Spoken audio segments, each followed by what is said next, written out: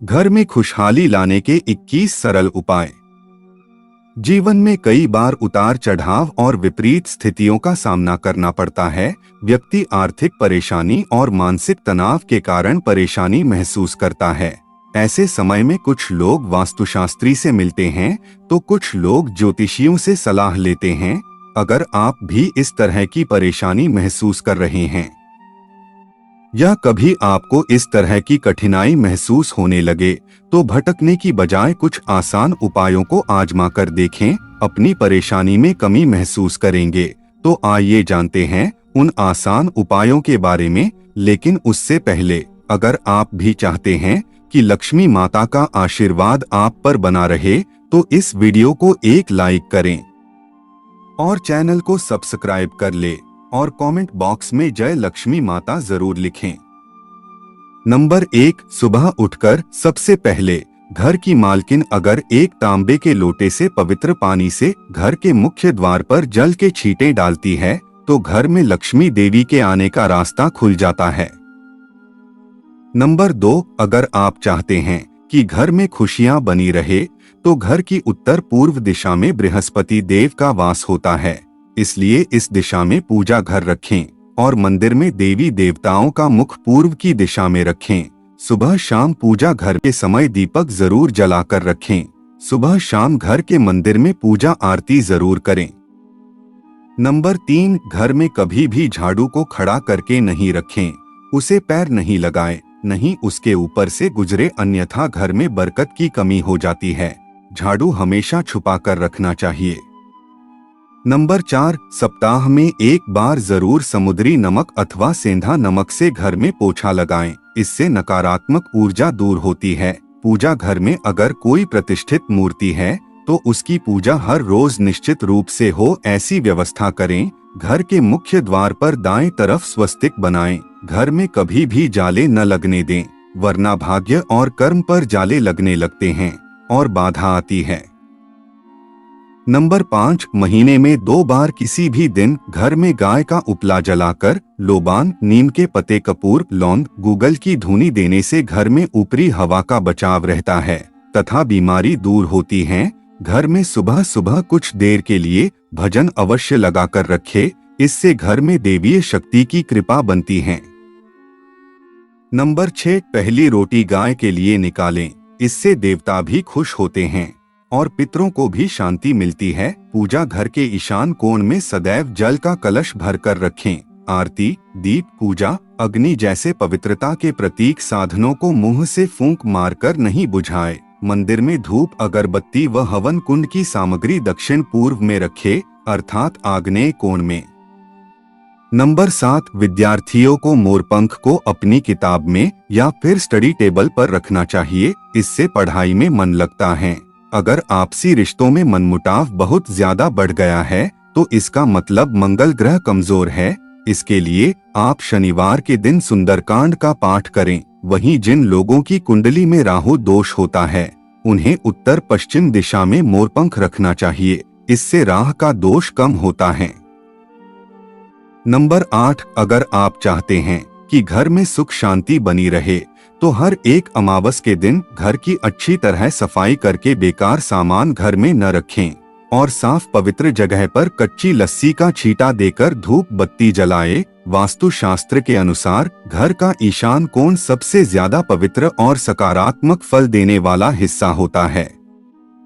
इस कोने में देवी देवताओं का वास होता है। इस कारण से जीवन में तरक्की और सफलता पाने के लिए हमेशा इस स्थान को हल्का और साफ सुथरा रखना चाहिए।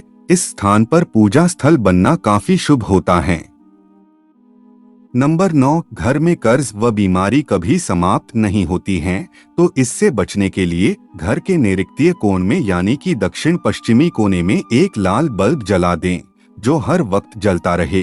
घर में पैसा, सोना और बेशकीमती सामग्री रखने वाली अलमारी का मुंह उत्तर की तरफ रखें। ऐसा करने से घर में लक्ष्मी बढ़ती है, घर में धन टिकता है। नंबर 10, चांदी की कटोरी में कपूर जलाकर रसोई में दिखाएं। प्रतिदिन रात में जब परिवार के सभी सदस्य खाना खा लें तो रसोई की साफ सफाई करने के बाद चांदी की छोटी सी कटोरी में कपूर जलाकर रसोई में दिखाना चाहिए। मान्यता है कि इससे अन्न और धन में बरकत बनी रहती है। इसके साथ ही परिवार के सदस्यों की सेहत पर भी सकारात्मक प्रभाव पड़ता है। नंबर 11, बिस्तर पर बैठकर कभी खाना न खाएं। ऐसा करने से बुरे सपने आते हैं और घर में जूते चप्पल इधर उधर बिखेर कर या उल्टी सीधी करके नहीं रखनी चाहिए। इससे घर में अशांति उत्पन्न होती है और दरिद्रता आती है।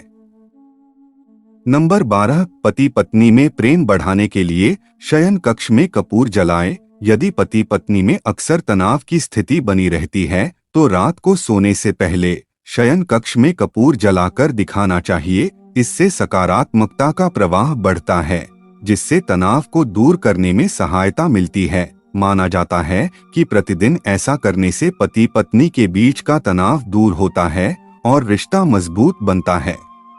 वास्तुशास्त्र के अनुसार घर के मुख्य द्वार पर 3 दरवाजे शुभ नहीं होते हैं।